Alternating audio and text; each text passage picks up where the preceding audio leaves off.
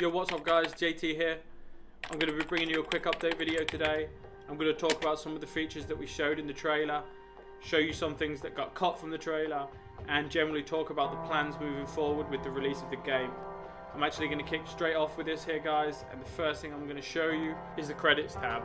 That's implemented now. If you are a backer of the game, you'll be on this list. If you do pre-order before the Steam release, you'll also be on there. Over on the play window, the history tab now works, favorites is also implemented, and the own tab will show you the servers that you actually own. The friends tab isn't quite implemented yet, but you will be able to connect with your friends via the Steam overlay. I've actually taken a bunch of footage here. I tried to play through the game a little bit. I got quite a lot of content.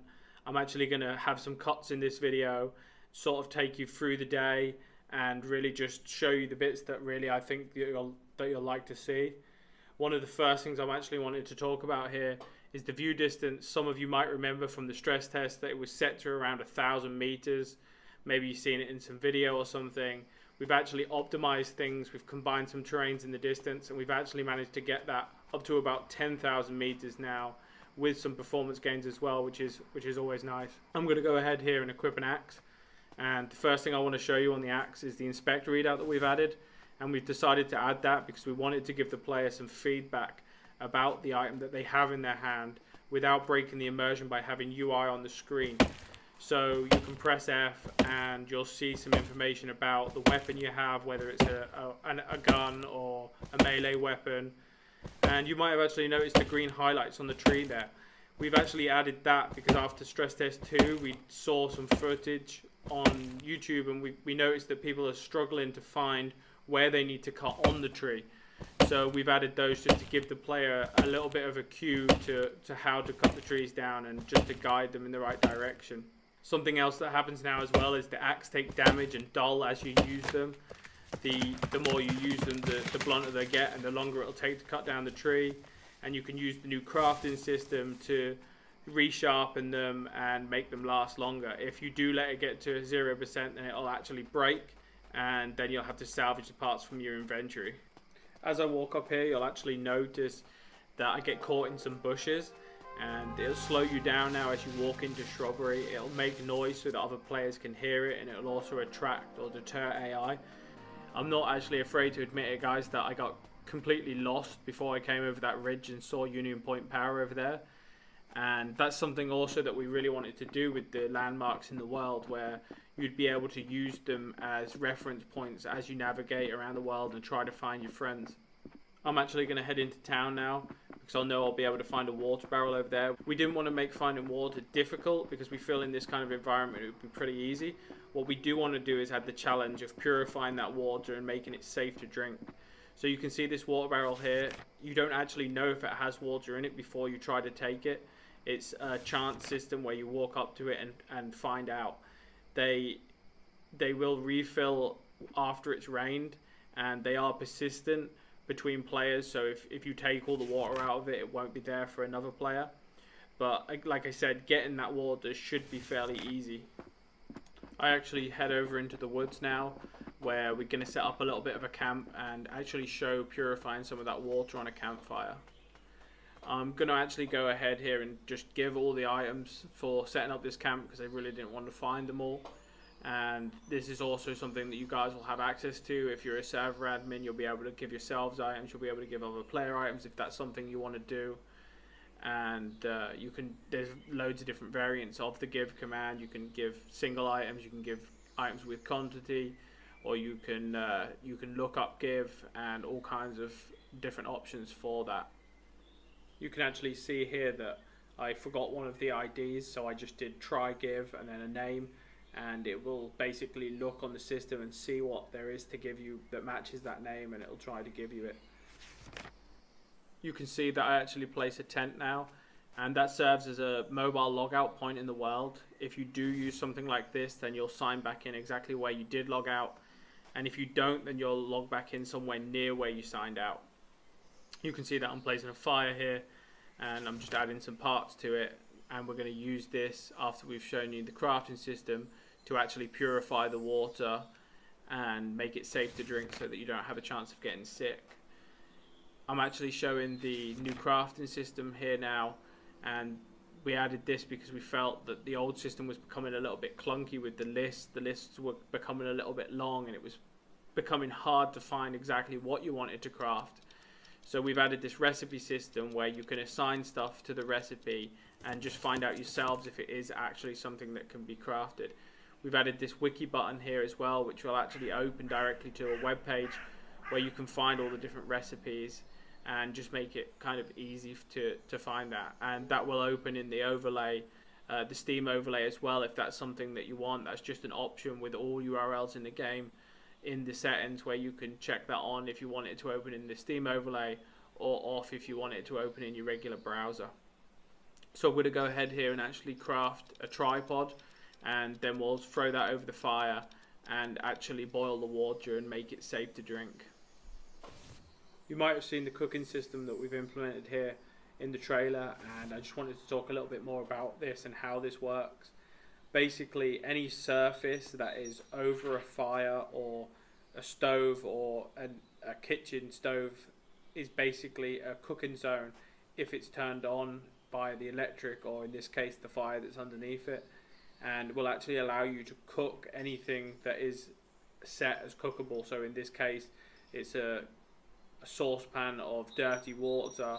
You put it over the fire, and after so much time it'll actually boil and give you clean water back. You can actually see here I'm opening my inventory, and I now have a pot of water which is clean, and that is safe to drink and won't make me sick. Here I'm showing the tab list, and this is something that's also new after the stress test, just some sort of a go-to area to find some information. You can see that you can tag other players with color here, which will actually show up next to their name tag.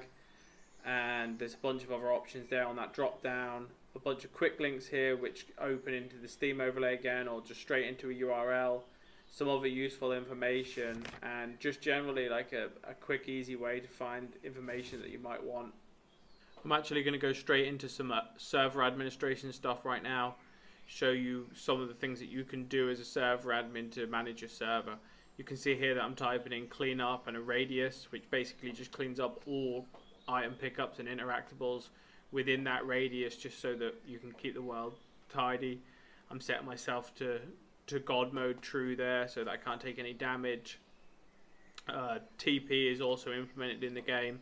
You can TP to coordinates, or you can TP player to player, or TP yourself to a player, or a player to you.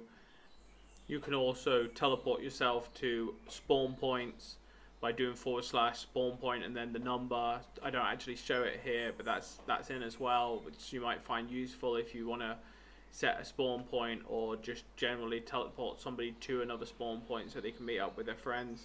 You can kill other players if they're, say, griefing or whatever, something like that. You can mute them in the chat, which is persistent and mutes them indefinitely. They will be able to whisper to administrators.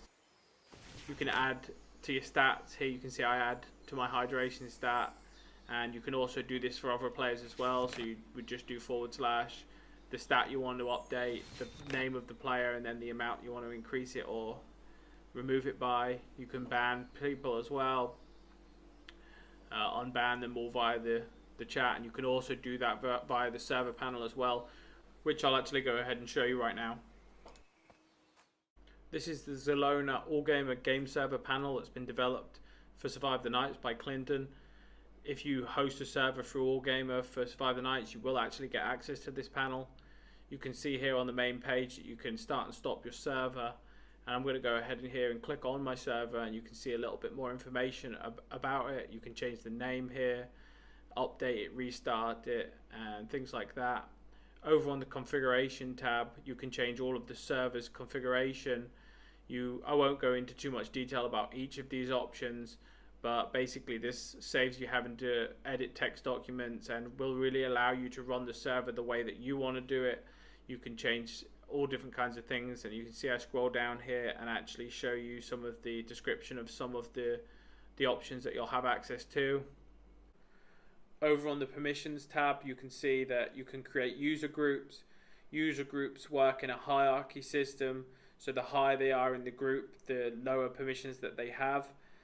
And you can create permissions here. You can assign permissions to those groups. You can also change the chat prefix colors of those groups just down here. And you can also assign what the chat prefix should actually say in game. The next tab's the console. You'll be able to see all your chat messages in here, and just keep an eye on how your server's running, any errors that you might need to report to the devs, things like that.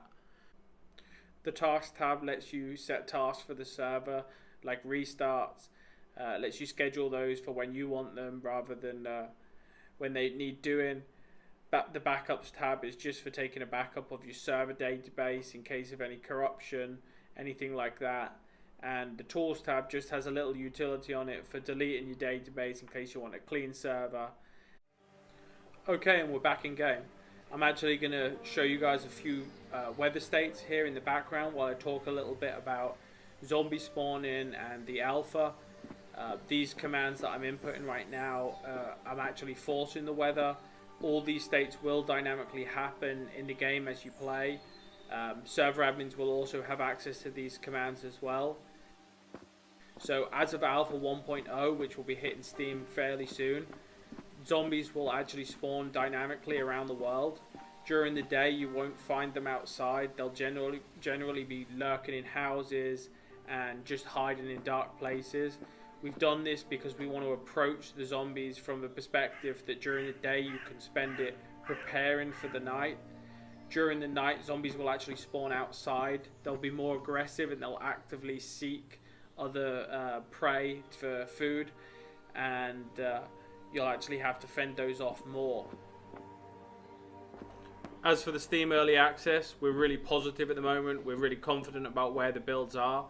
We're wanting to polish things off just a tiny little bit more. Even though we will be going onto Steam as an early access game, we want it to be a fun experience for the people who play. If you want to get involved with the backer testing, then you can pre-order the game through the Humble Bundle, and in the coming weeks we're hoping to do tests with the community and really gather information. But overall the plan is to be on Steam this summer, and we're going to really take it from there and continue the development once we hit Steam and really make the game awesome. I just wanted to show you this last little clip to show something that we've implemented here into the game which we feel is like really important, and that is this wind up flashlight. And the reason we've added this is because we noticed during the stress test that finding flashlights was a real problem when you first started playing the game, and people were struggling to navigate around during the night. We don't want to sacrifice having dark nights because people can't play because they don't have lights. So we've implemented this wind up flashlight, and we're thinking about giving it away as a starting item. And as you can see here, it's super dim, it's almost useless, but you'll be able to have a source of light which is renewable. You can wind it up. It will make a bunch of noise which will attract zombies, and just generally be something that just allows you to play the game during the night, during your first game night. You can see here that we just got jumped by a zombie. We did manage to kill him, but that was a pretty close call. Alright guys, I'm going to end this video here. As always, a massive thank you from myself and the team. All of your ideas are fantastic. We love the contribution that you guys put in. If you did like the video, remember to hit the thumbs up and the subscribe. If you haven't already, come and join us on the forums in the Discord. We'd love to meet you. And I'll see you in the next video, guys. Cheers.